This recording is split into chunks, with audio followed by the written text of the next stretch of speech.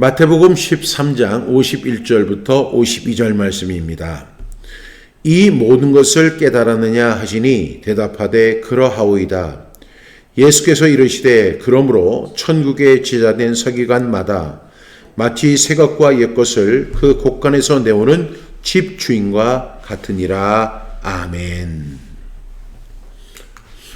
네, 오늘은 마태복음 13장 51절부터 52절의 말씀을 통해서 성경 암송 천국의 서기관이 되는 필수 조건이라는 제목으로 함께 말씀을 나누려고 합니다. 성경 암송 천국의 서기관이 되는 필수 조건이라는 제목으로 함께 말씀을 나누려고 합니다. 네, 우리가 지금까지 예수님이 말씀하신 7가지의 천국 비유를 살펴보았습니다. 복습의 차원에서 우리가 한번 살펴본다면 7가지 비유는 이렇습니다. 처음이 씨 뿌리는 비유였고, 두 번째는 가라지의 비유였고, 세 번째가 겨자씨의 비유였고, 네 번째는 누룩의 비유였고, 그 다음에 다섯 번째가 감추인 보화의 비유, 여섯 번째가 좋은 진주의 비유, 그 다음에 일곱 번째가 물고기를 모아서 그물을 이렇게 가려내는 그 비유를 통해서 예수님이 천국의 비밀을 말씀하셨다는 사실을 우리는 기억합니다. 이렇게 예수님께서 총 7개의 비유를 말씀하셨는데요. 이 7가지 비유는 모두 천국의 비밀과 함께 성경 암송이 관련되어 있는 것을 알 수 있습니다. 따라서 이 천국의 비밀을 알기 위해서는 뭘 해야 돼요? 성경 암송을 해야 돼요.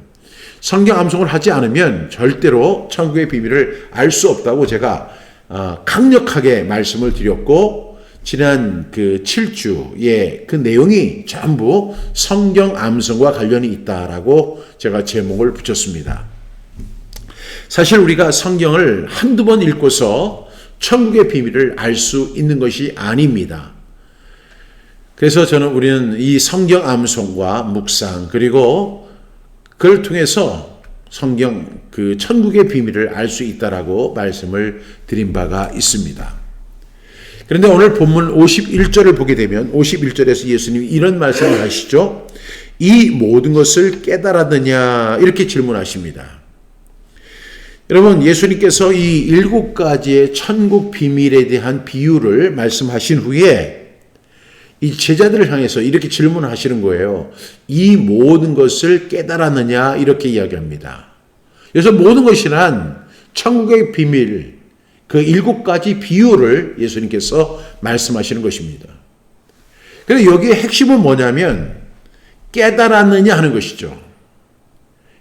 그 예수님께서 그렇게 하나하나를 비유로 이렇게 설명하실 때 제자들은 그 자리에서 그 말씀을 들었고, 또는 어떤 부분 이해가 되지 않는 부분에 대해서는 예수님 앞에 친히 질문하면서 이 뜻이 무슨 뜻입니까? 라고 질문했던 그런 것도 있습니다. 그런데 예수님께서 7가지 비유를 다 말씀하신 후에 깨달았느냐, 이 모든 것을 다 깨달았느냐 이렇게 질문하십니다. 그랬더니 제자들이 뭐라고 대답을 해요? 그러하오이다 이렇게 하고 대답합니다. 깨달았다고 이렇게 고백을 합니다. 그러면서 52절에 예수님께서 뭐라고 말씀을 하시냐면, 예수께서 이르시되 그러므로 천국의 제자된 서기관마다 마치 새 것과 옛 것을 그 곳간에서 내오는 집주인과 같으니라 이렇게 말씀을 하시면서 천국의 제자된 서기관에 대한 언급을 하시는 거예요. 이 이야기는 예수님이 이전에도 한 번도 이야기를 하시지 않았고 그 이후에도 한 번도 말씀하지 않는 그런 말씀입니다. 그런데 여기에는 뭐가 나와요? 천국의 제자된 서기관이다 라고 말씀합니다. 예수님께서 7가지 비유를 이렇게 말씀하신 후에 너희가 다 깨달았지? 이렇게 말씀하신 다음에 제자들이 그러합니다 하고 대답을 했더니 예수님께서 그 다음에 하신 말씀이 천국의 제자된 서기관에 대해서 말씀을 하고 있다는 거예요. 여러분, 천국의 제자된 서기관이 뭘까요? 우리가 이 성경에 보게 되면 서기관이라고 하는 직분을 가진 분들이 성경에 종종 등장하는 것을 볼 수가 있습니다. 서기관들과 바리새인들 이렇게 묘사할 때 서기관들이 나오죠. 그럼 이 서기관이 도대체 뭘 하는 사람들일까요? 이 사람들은 어떤 사람들이기에 예수님께서 이 서기관이라고 하는 말을 사용하셨을까요? 먼저 서기관에 대해서 우리가 알아본다면 이 서기관은 구약시대에 하나님의 율법을 정확하게 필사하고 보존하고 율법에 대한 해석을 했던, 그래서 이 공동체 그리고 회당에서 영적인 지침을 제공하는 데 기여했던 사람들이 바로 서기관들이었습니다. 여러분, 이 사람들은 뭘 할 수 있어요? 성경을 필사합니다. 그래서 이 유대인들이 디아스포라 유대인이 돼서 전 세계로 흩어졌을 때 성경책을 가지고 가지 못하면 랍비 3사람만 있으면 성경을 필사할 수 있었습니다. 왜냐하면 한 사람은 창세기부터 쭉 필사해 오고 또 한 사람은 말라기서부터 필사하고 한 사람은 그것을 감시 감독하면서 오자가 없도록 이렇게 만드는 역할을 했거든요. 그러니까 이 사람들은 구약 성경을 거의 다 암송하는 사람들이었고, 그리고 이것을 보존할 수 있는 능력을 가진 사람들이었고, 그리고 그뿐만 아니라 그 자신이 암송했던 그 율법에 대해서 해석할 수 있는 능력을 가지고 있어서 이분들이 또 그것을 많은 사람들에게 설명해 줬던, 지금으로 말하면 학자, 신학자 아니면 목사님 같은 역할을 했던 분들이 바로 서기관들입니다. 한마디로 말해서 이 사람들은 어떤 사람들이냐 하면 성경에 능통했던 사람들이죠. 그 예수님은 당시의 서기관들을 말하시는 것이 아니라 여기서는 이렇게 말씀하시죠. 서기관은 서기관인데 천국의 제재단 서기관이다, 이렇게 말씀을 하시는 겁니다. 근데 예수님이 오늘 7가지 비유를 쭉 설명하시고 그리고 난 다음에 깨달았느냐 물으시고 그러하오이다 이렇게 하고 답변을 하니까 예수님께서 천국의 제자된 서기관에 대해서 말씀을 하시는 겁니다. 그런데 여기 예수님의 말씀을 보게 되면 오늘 말씀의 내용은 굉장히 짧지만 3가지의 능력이 있어야만 그 천국의 제자된 서기관이 될 수 있다는 사실을 알 수 있습니다. 첫 번째가 뭐냐면 하나님의 말씀에 능통하다는 것이죠. 그 구약의 선지자들의 서기관들의 특징이 바로 하나님의 말씀에 능통했던 사람들입니다. 둘째는 구약과 신약을 통합할 수 있는 능력이 있는 사람들입니다. 그 다음에 세 번째가 오늘 예수님 말씀하셨죠. 곡간에서 곡식을 내어주는 집주인과 같은 그런 사람이 천국의 제자된 서기관이 될 수 있다라고 말씀을 하시는 거예요. 예수님께서 천국의 비밀을 쭉 설명하셨어요. 깨닫느냐? 그러합니다. 그러면 너희가 천국의 제자된 서기관이 되어야 된다. 천국의 서기관이 되어야 된다는 말씀을 하시면서 그 말씀 속에 3가지의 교훈이 들어있는 것을 볼 수 있죠. 첫 번째, 하나님 말씀에 능통해야 된다. 둘째로 구약과 신약을 통합할 수 있는 능력이 있어야 된다. 세 번째는 곡간에서 곡식을 내어주는 집중과 같아야 한다라고 말씀하시는 거예요. 첫 번째가 뭐라고요? 하나님 말씀에 능통해야 한다는 거예요. 여러분, 기독교 2000년 역사를 통해서 지금 독버섯처럼 퍼지는 이단 사상들이 질비한 가운데 우리가 놓여 있습니다. 이러한 가운데 그런 이단 사상과 맞물려서 나가기 위해서는요, 우리 천국에 제재된 서기관들은 어떤 조건이 있어야 돼요? 성경에 능통한 사람이 되어야 돼요. 그런데 이 성경에 능통하려면 어떤 것이 필요할까요? 성경 암송을 하지 않고는 불가능하다는 것입니다. 물론 성경 암송만 해서는 되지 않겠죠. 성경을 읽어야 되고, 그리고 성경을 암송해야 되고, 성경을 또 연구해야 되고, 그리고 그 말씀을 체계적으로 이렇게 통합하는 그런 능력이 있어야 됩니다. 그러나 어쨌든 간에 이 성경에 능통하기 위해서로 가장 중요한 모습은 뭐냐면 성경 암송을 꼭 해야 한다는 것이 필요합니다. 두 번째가 뭐냐면 구약과 신약을 통합할 수 있는 능력이 있어야 된다는 것이죠. 어떻게 구약과 신약에 능통할 수 있을까요? 그것은 바로 주제별로 성경을 암송하기 때문에 가능합니다. 그러니까 우리가 예수님에 대해서 이야기할 때 구약 성경은 오실 예수님에 대한 기록이죠. 신약은 오신 예수님에 대한 기록입니다. 그러면 예수님께서 성경대로 이 세상에 오실 것을 구약은 이미 이사야 선지자, 예수님이 오시기 600년 전, 650년 전에 활동했던 이사야 선지자는 그것을 얘기했거든요. 그래서 이사야 53장 5절에 보면 그가 찔리면 우리의 허물 때문이요 그가 상하면 우리의 죄악 때문이라 그가 징계를 받으면 우리의 평화를 누리고 그가 채찍에 맞음으로 우리는 나음을 받았도다 이렇게 말씀하시는 거예요. 이것을 신약의 예수님께서 십자가에 달린 사건과 뭘 할 수 있어야 돼요? 통합할 수 있는 사람이어야 된다는 거죠. 여러분, 저는 그 성경 암송을 많은 분들이 하는 거에 대해서 너무나 반갑고 또한 감사하고 그런 마음을 갖고 있습니다만은 많은 분들이 통으로 암송하는 경우가 있어요. 뭐 잠언을 통으로 암송한다. 그런 학교도 있고 또한 어떤 사람은 야고보서를 통으로 암송한다. 근데 그 야고보서를 갖다 통으로 암송하는 거 얼마나 귀해요. 저도 마태복음을 갖다 통으로 이렇게 암송을 해봤는데 통으로 암송하는 거 참 좋습니다. 그런데 문제는 뭐냐면 우리가 암송을 할 때 저는 가능하면 우리가 주제별로 다 암송하는 것이 가장 효과적이라는 거예요. 유대인들이 그 통으로 암송했던 이유가 뭐냐면 이 유대인들은 율법주의자들이에요. 그렇기 때문에 그 율법이 어디예요? 창세기, 출애굽기, 레위기, 민수기, 신명기라고요. 그래서 그들은 그것을 통으로 암송할 수밖에 없는 이유를 갖고 있는 거예요. 그렇지만 우리는 구약과 신약을 통합해야 하는 그런 중요한 역할을 하고 있기 때문에 우리가 주제별로 우리가 알아야 돼. 예수님에 대해서, 성령님에 대해서, 성부 하나님에 대해서, 기도에 대해서, 때로는 여러 가지 사역들이 있잖아요.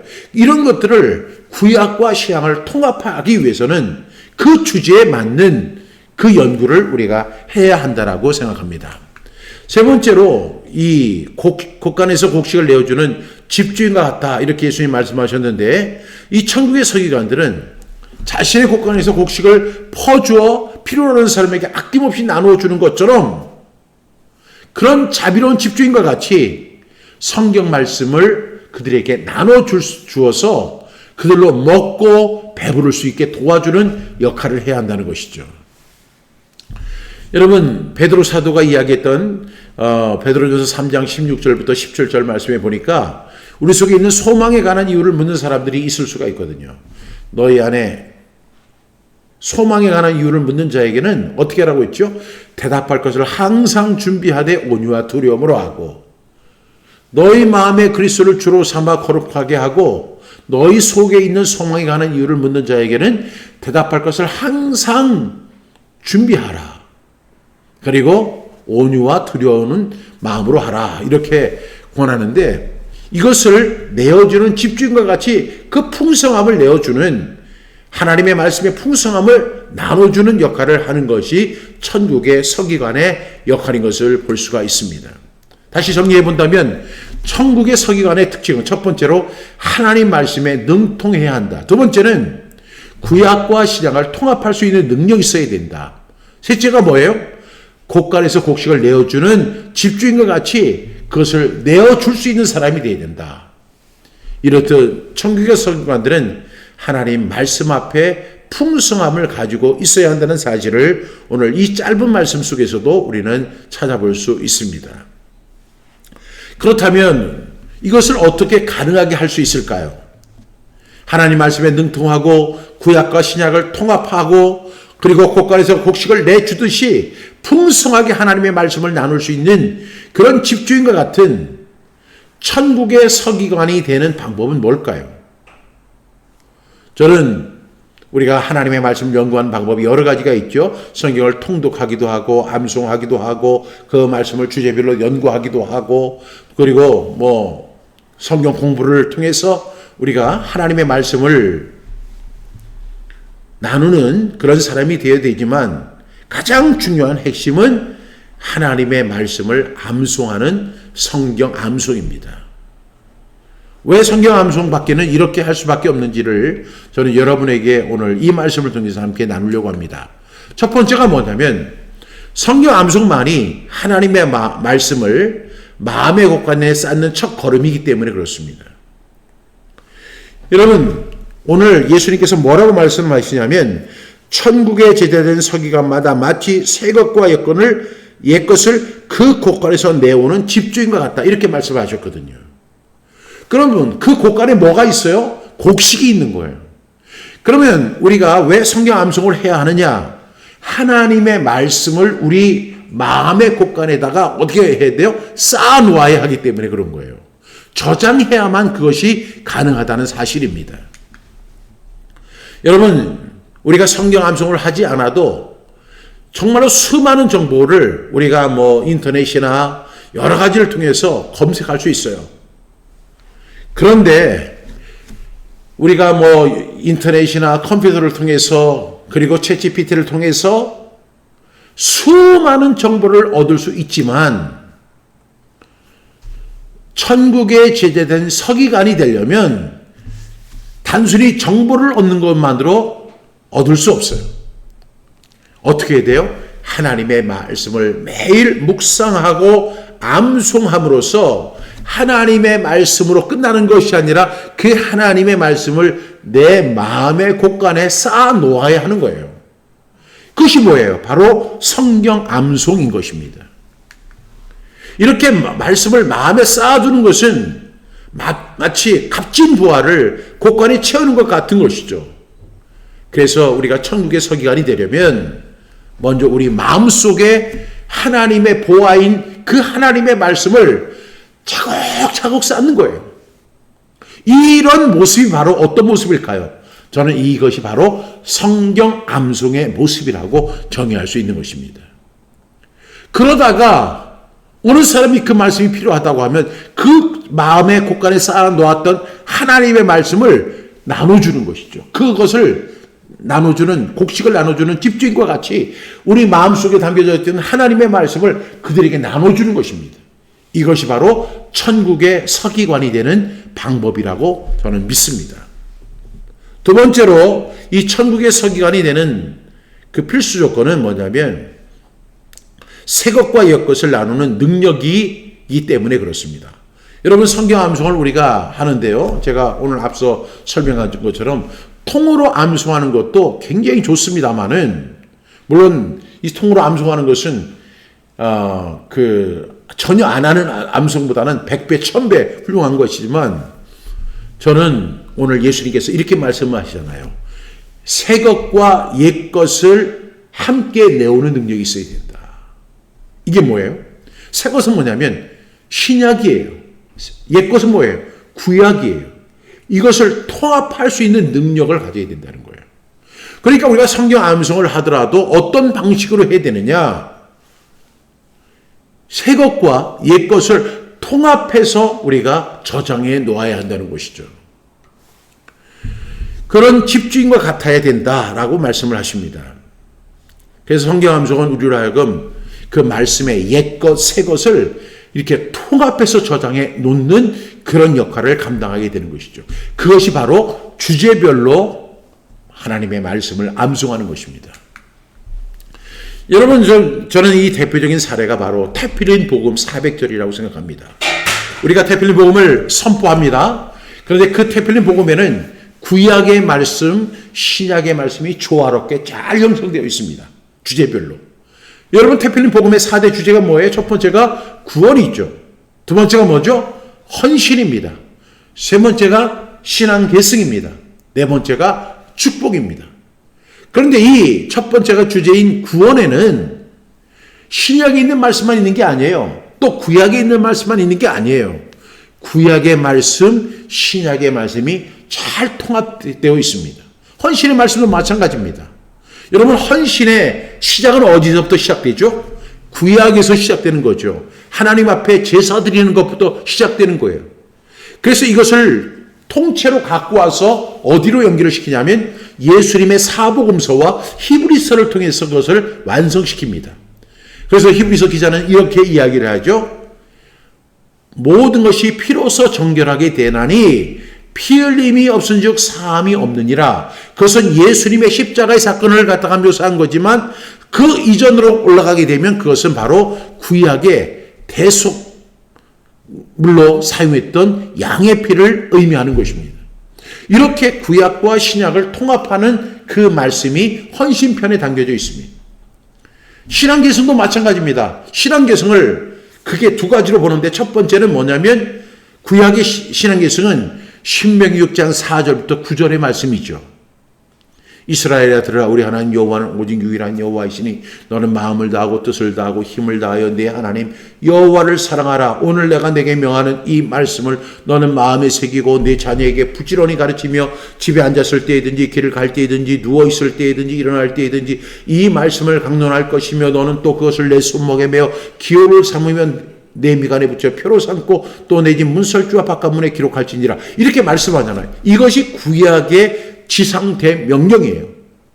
그런데 신약에는 또 신약의 지상대명령이 있어요. 마태복음 28장 18절부터 보면 그러므로 예수께서 나와 말씀하여 이르시되 하늘과 땅의 모든 권세를 내게 주셨으니 그러므로 너희는 가서 모든 민족을 제자로 삼아 아버지와 아들과 성령의 이름으로 침례를 베풀고 내가 너희에게 분부한 모든 것을 가르쳐 지키게 하라. 볼지어다 내가 세상 끝날까지 너희와 항상 함께 있으리라 하시니라. 여러분, 구약의 지상대 명령이 있었고 신약의 지상대 명령이 있었던 거예요. 그러면 이 테필린 복음은 이 두 개를 통합을 시킵니다. 구약의 지상대 명령도 우리가 지켜야 돼요. 왜? 수직적인 것이니까. 그것은 내 자녀에게. 그래서 예수님의 또 신약의 지상대 명령은 수평적으로 하는 것이잖아요. 이렇게 통합적인 말씀, 주제별적인 말씀이 이렇게 유효하다는 사실을 테필린 복음이 우리에게 이야기하고 있습니다. 축복도 마찬가지입니다. 그래서 우리가 이렇게 구약에 있는 말씀, 신약에 있는 말씀을 주제별로 우리가 저장을 하게 되면 언젠가 우리의 삶의 어려운 순간이 다가오게 될 때 그에 맞는 하나님의 말씀이 우리의 마음속에서 나타나서 그들에게 나눠주게 되고 그 말씀을 통해서 위로받게 되고 힘을 얻게 되고 회복을 하게 되고 치유를 얻게 되는 역사가 일어나는 거죠. 그래서 저는 이 테필린 복음이 이렇게 중요하다는 사실을 고백하는 겁니다. 이 테필린 복음에는 이 400절 구원, 헌신, 신앙개성, 축복의 말씀 새벽 속에는 신약과 구약과 신약을 통합하고 그것을 주제별로 나누는 그런 것이 있습니다. 이것이 바로 천국의 서기관이 되는 방법이라고 필수 조건이라고 예수님 말씀하셨습니다. 그래서 그 말씀이 지금 구약에 있는 말씀 같은 경우에는 3,000년 전, 4,000년 전에 쓰여진 말씀이고 신약에 있는 말씀도 최소 2,000년 전에 쓰여진 말씀이지만 이 말씀이 현재의 문제에 새롭게 적용을 해서 그것이 내 것이 되고 그것을 우리를 붙들어주는 그런 능력이 되는 줄로 믿습니다.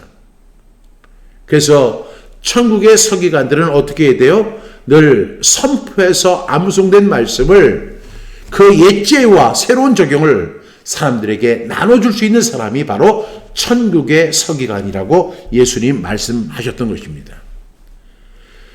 세 번째로 천국의 서기관이 되는 필수 조건은 뭐냐면 말씀을 나눠준 것은 천국의 서기관의 사명이라는 사실을 말씀합니다.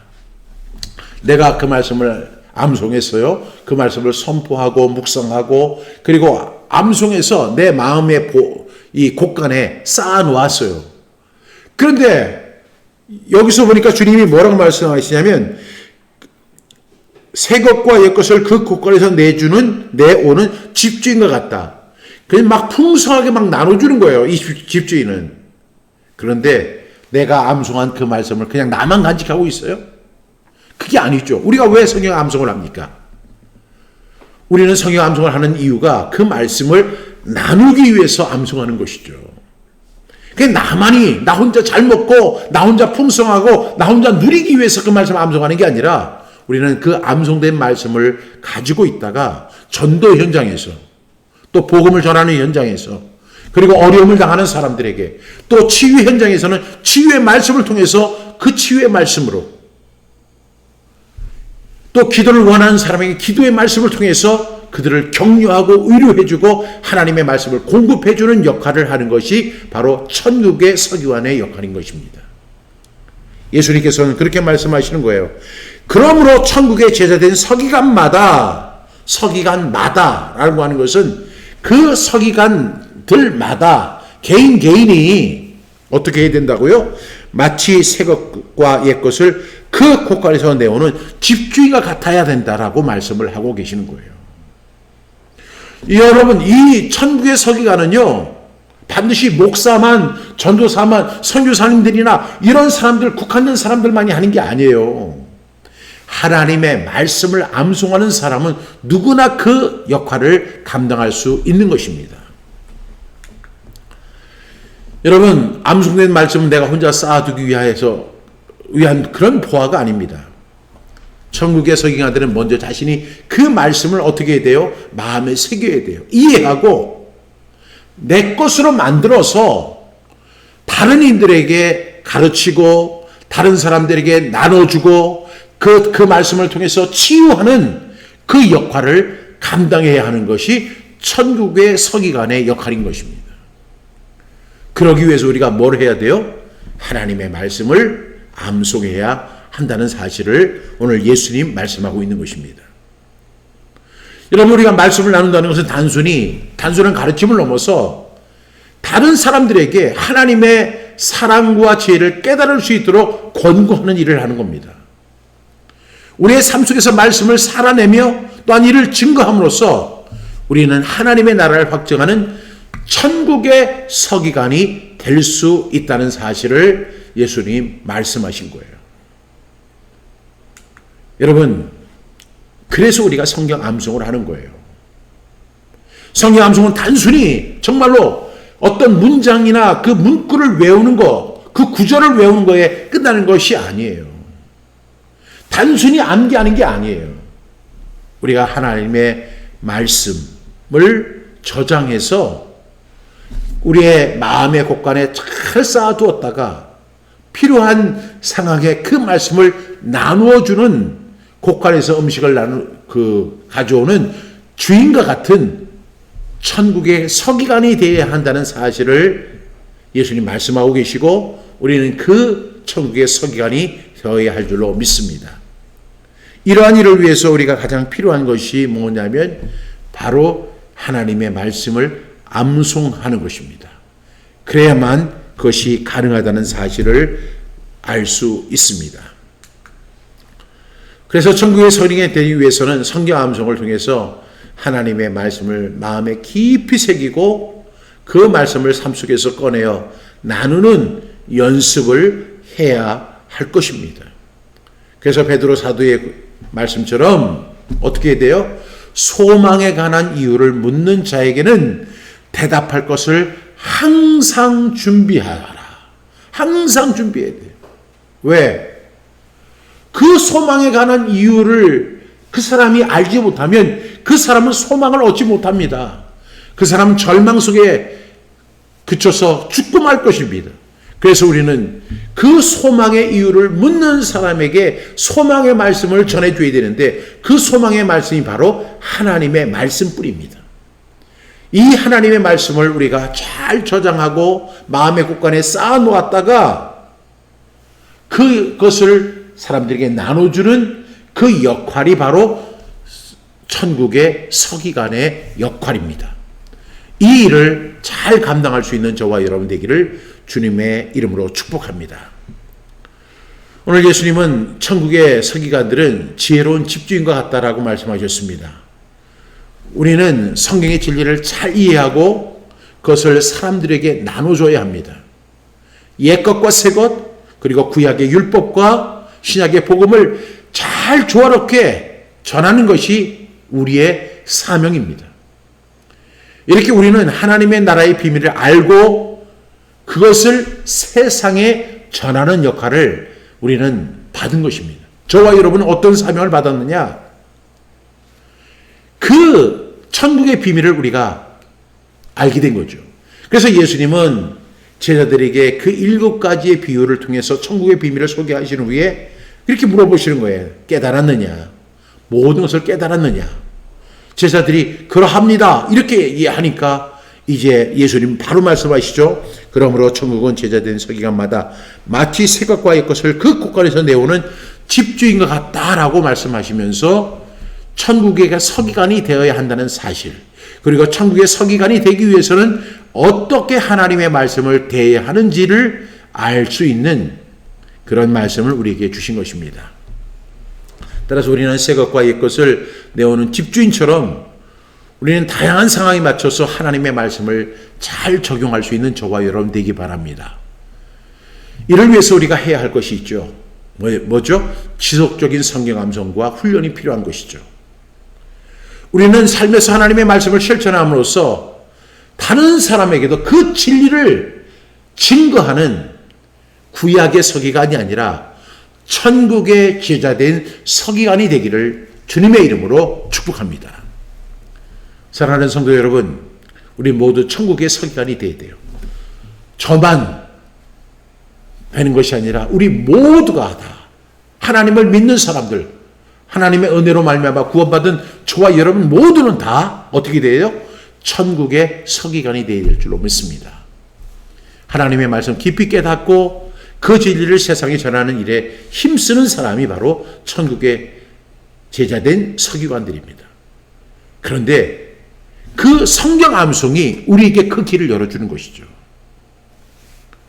그래서 오늘부터라도 우리가 마음에 새긴 말씀을 통해서 삶을 변화시키고 주변에 하나님의 사랑과 진리를 전하는 서기관이 되기를 축복합니다. 이를 위해서 우리가 성경 암송의 힘 365가 나왔습니다. 여러분, 하루에 한 절씩만 암송하면 1년 후에는 365절의 말씀을 암송할 수 있어요. 여러분, 천리길도 한 걸음부터라고 하는 말이 꼭 들어만든 것이 바로 하루에 한 절씩 암송하는 거예요. 여러분, 물론 쉬운 것은 아닙니다. 그런데 그 365절을 암송한다는 것은 거의 기적에 가까운 일인데 그것을 가능하게 하는 것이 뭐예요?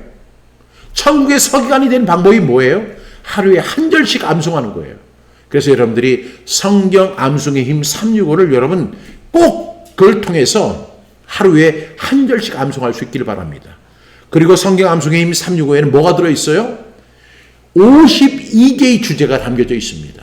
그 52개의 주제를 우리가 구약과 신약을 해서 옛것과 새것, 새것과 옛것을 통합해서 그것을 마음에 간직하고 쌓아놓았다가 그리고 소망에 관한 이유를 묻는 사람들에게 나눠줄 수 있는 그런 천국의 서기관이 다 되는 저와 여러분 되기를 주님의 이름으로 축복합니다. 기도하겠습니다. 하나님, 우리의 마음에 말씀을 깊이 새겨주시고 그 말씀을 언제든지 꺼내어 나눌 수 있는 천국의 서기관으로 만들어 주옵소서. 주님, 저희들 천국의 서기관으로 세워주시고 말씀을 깨닫고 전할 수 있는 능력을 더하여 주시옵소서. 예수님의 이름으로 기도하옵나이다. 아멘.